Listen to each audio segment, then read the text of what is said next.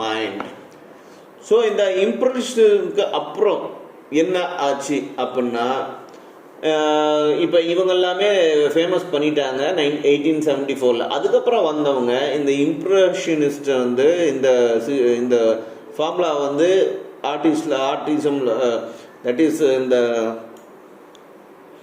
பெயிண்டிங்கில் வந்து அவங்க ஃபாலோ பண்ண ஆரம்பித்தாங்க. அப்படி ஆரம்பிக்கும் போது பார்த்தீங்கன்னாக்கா இது ரியல் லைஃப்பில் இருக்கிற எல்லா விஷயத்தையும் வந்து அவங்க வரைய ஆரம்பித்தாங்க. ஒன்று, அதாவது ஃபீலிங்ஸு, மனிதர்களோட ஃபீலிங்ஸு, அப்புறம் நேச்சரில் பார்க்குற இது, அப்புறம் விஷன்ஸ், இன்னர் விஷன்ஸு, அப்புறம் ஸ்ட்ரோக்ஸு, இந்த மாதிரி ப்ரஷ் ஸ்ட்ரோக்ஸ், பெயிண்டிங் வரையும் போது ப்ரஷ் ஸ்ட்ரோக்ஸ் ரொம்ப முக்கியம். அதை நிறைய கலர்ஸுங்கெல்லாம் யூஸ் பண்ண ஆரம்பிச்சாங்க விதவிதமாக. இதில் ஜார்ஜ் சியூராட்டுங்கிறவர் என்ன பண்ணார்னாக்கா, அவரோட ஃபாலோவர்ஸ் எல்லாம் பார்த்தீங்கன்னாக்கா இந்த பாயிண்டில்சம்ங்கிற ஒரு விஷயத்த ஃபாலோ பண்ணாங்க. அது வேறு எதுவும் கிடையாது, சின்ன சின்னதாக பாயிண்ட்டை வந்து டாட்ஸை வந்து வச்சு அதை வந்து கலர் பண்ணுறது, அது மூலமாக ஒரு பிக்சரை, ஒரு